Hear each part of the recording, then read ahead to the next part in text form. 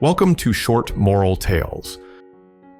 Once upon a time, in a small village, lived a traveler named Marco. Marco was known far and wide for his extravagant stories of adventures in distant lands. Wherever he went, crowds gathered to listen to his thrilling tales. Marco loved the attention and the admiration his stories brought him. One sunny afternoon, Marco arrived in the quaint village of Elmswood. The villagers had heard rumors of Marco's tales and were eager to hear them firsthand.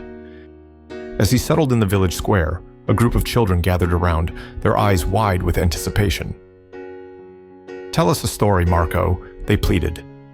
With a gleam in his eye, Marco began, "I have traveled to places you wouldn't believe. I have seen mountains that touch the sky and oceans that stretch forever.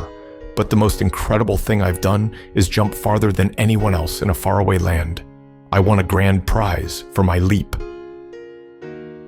The villagers listened in awe, but among them was an old man named Elias, known for his wisdom and fairness.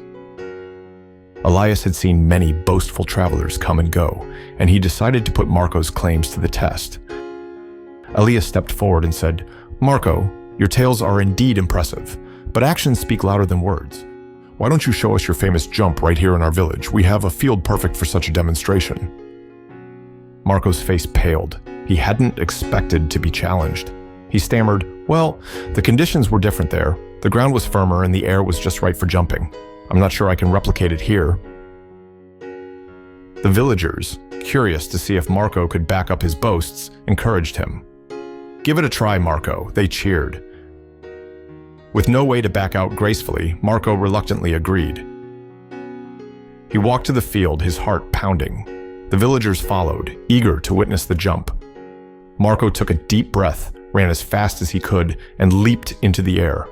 To his dismay, his jump was short and unimpressive. The villagers watched in silence, their admiration turning to disappointment. Elias stepped forward again and said gently, "Marco, it's easy to boast about things far away where no one can verify them. But true strength and skill are shown by what you can do here and now." Marco hung his head in shame. He realized the truth in Elias's words. He had been so caught up in seeking admiration that he had forgotten the value of honesty. From that day on, Marco decided to change. He traveled from village to village, but instead of boasting, he shared real experiences and lessons he had learned on his journeys. In time, Marco found that people respected and valued him more for his honesty.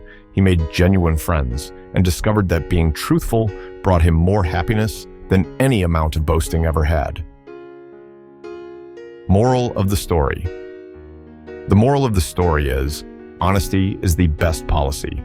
It's better to tell the truth and be modest than to boast about things that aren't true. Thanks for watching.